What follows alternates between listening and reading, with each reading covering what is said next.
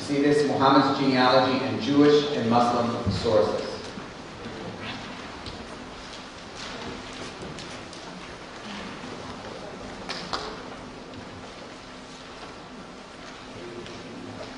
It starts with the book of Genesis.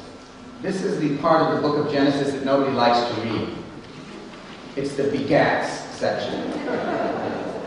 Who begat whom? Boring. The truth of the matter is that these genealogies are very interesting because what they do is they reflect a worldview of the ancient Israelite world, of the ancient Israelite context. And so if you move your way all the way down from Shem, who was Shem? He was Noah's son, one of Noah's 3 sons.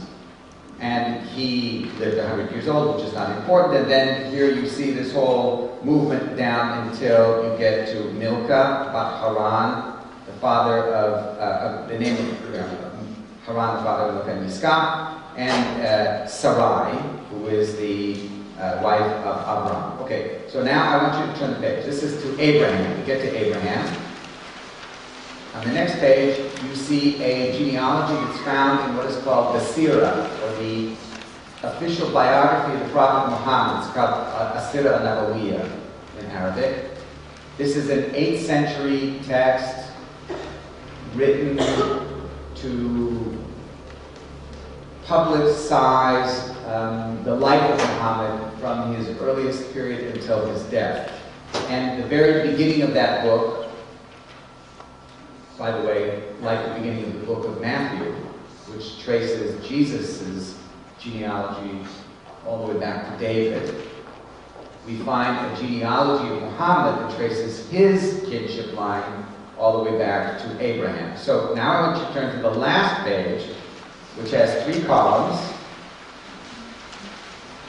You see that? And we're going to go back to where we were before. We have the Genesis version on the left, the Sirah on the right. And let's start with the Genesis. Adam. Seth. Sheet. Enosh. Yanish. Kenan. Kainan. Mahalel. Mahlil. Yared. Yard. You see that these are the same names, right? One is the Hebrew version, one is Arabic version. Goes down. Lamech, Lamech, Noah, Nuh, etc. All the way down to Avraham, right? Abraham is Ibrahim. Are you all with me? And then his son Ishmael, Ismail, Nevayot, Nabit, and then it stops in the Genesis genealogy. Why does it stop in the Genesis genealogy? Because according to the book of Genesis, Ishmael is removed from the covenant. What is the reason given in the book of Genesis? No reason is given. Right? There are suggestions, and later commentators give reasons, but the book of Genesis doesn't give a reason other than that Sarah didn't want Ishmael to compete with her son Isaac. So he is then removed from the history of the Bible. But in the Arabic genealogies, it continues. So Nevayot is Nabit, who begets Yashjub, Yarub, Tairach, it sounds like Terach. Nahor, sounds like Nahor, right? But we also have them up higher. And Qabla, etc., etc. To go on to the last page.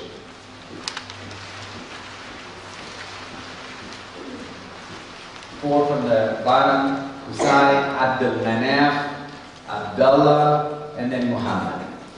So Muslims trace the genealogy of their prophet right back to Abraham, and it enters into the biblical genealogy and fits very smoothly.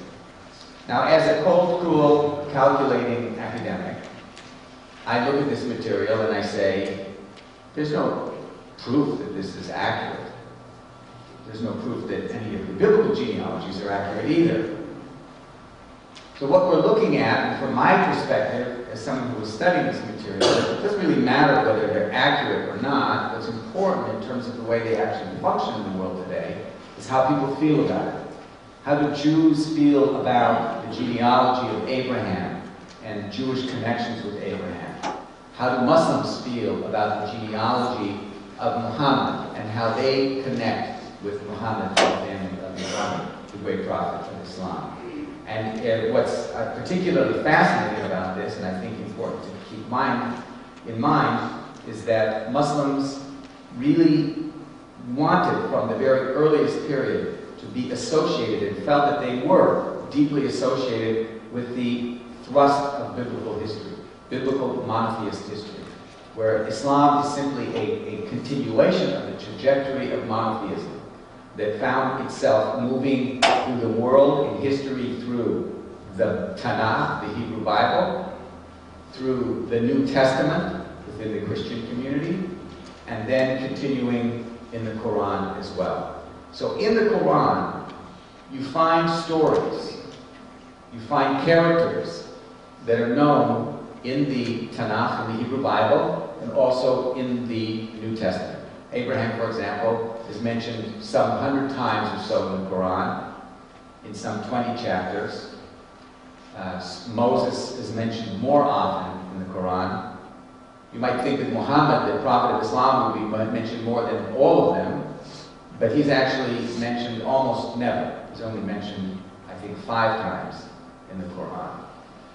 The Quran also includes stories about Jesus and about John the Baptist and about other people from the Christian scriptures as well. So Islam understands itself as being an extension and continuation through history of authentic monotheism.